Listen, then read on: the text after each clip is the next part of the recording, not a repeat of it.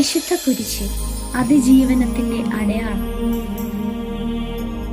ലോകമെമ്പാടുമുള്ള ദശലക്ഷക്കണക്കിന് ആളുകൾക്ക് കുരിശ് എന്നത് വെറുമൊരു ചിഹ്നമല്ല, അത് പ്രത്യാശയുടെയും സ്നേഹത്തിന്റെയും പരിത്യാഗത്തിന്റെയും വലിയൊരു പ്രഖ്യാപനമാണ്.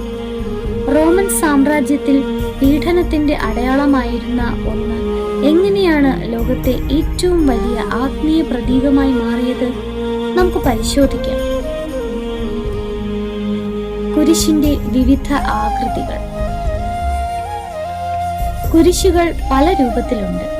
ഓരോന്നിനും അതിൻ്റെതായ ചരിത്രപരമായ പ്രാധാന്യവും ഉണ്ട്. ലാറ്റിൻ കുരിശ്, നാം സാധാരണയായി കാണുന്ന രൂപം. ക്രിസ്തുവിന്റെ ക്രൂശിത രൂപത്തെ ഇത് അനുസ്മരിപ്പിക്കുന്നു. ഗ്രീക്ക് കുരിശ്, 4 വശങ്ങളും തുല്യമായ കുരിശ്.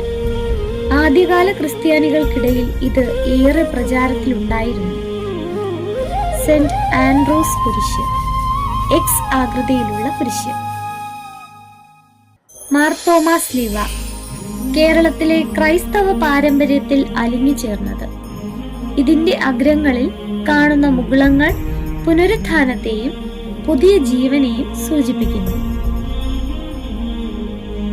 ആത്മീയ അർത്ഥങ്ങൾ.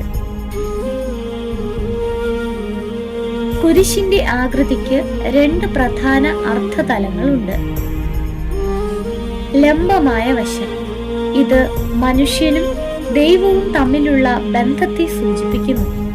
സ്വർഗത്തെ ഭൂമിയുമായി ബന്ധിപ്പിക്കുന്ന ഏണി പോലെയാണിത്. തിരശ്ചീനമായ വശം, ഇത് മനുഷ്യർ തമ്മിലുള്ള സ്നേഹത്തെയും സാഹോദര്യത്തെയും സൂചിപ്പിക്കുന്നു. ലോകത്തിന്റെ 4 ദിക്കുകളിലേക്കും വ്യാപിക്കുന്ന ദൈവസ്നേഹം ഇതിൽ പ്രകടമാണ്. ശിക്ഷാവിധിയിൽ നിന്ന് രക്ഷയിലേക്കും മരണത്തിൽ നിന്ന് നിത്യജീവനിലേക്കുമുള്ള പാലമാണ് വിശുദ്ധ കുരിശ്.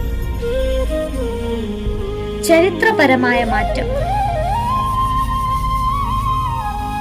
ഒരു കാലത്ത് ഏറ്റവും വലിയ കുറ്റവാളികളെ ശിക്ഷിക്കാൻ ഉപയോഗിച്ചിരുന്ന ഉപകരണമായിരുന്നു കുരിശ്. എന്നാൽ യേശുക്രിസ്തുവിന്റെ ബലിയിലൂടെ ആ മരണമരം ജീവന്റെ വൃക്ഷമായി മാറി. അപമാനത്തിന്റെ ചിഹ്നം ബഹുമാനത്തിന്റെ അടയാളമായി പരിവർത്തനം ചെയ്യപ്പെട്ട വിസ്മയകരമായ ചരിത്രമാണിത്. കുരിശ് സഹനത്തിന്റെ മാത്രമല്ല, വിജയത്തിന്റെ കൂടി അടയാളമാണ്. സ്വയം ശൂന്യനാക്കി മറ്റുള്ളവർക്കായി ജീവിക്കുവാനുള്ള വലിയ സന്ദേശമാണ് ഓരോ കുരിശും നമ്മോട് വിളിച്ചു പറയുന്നത്.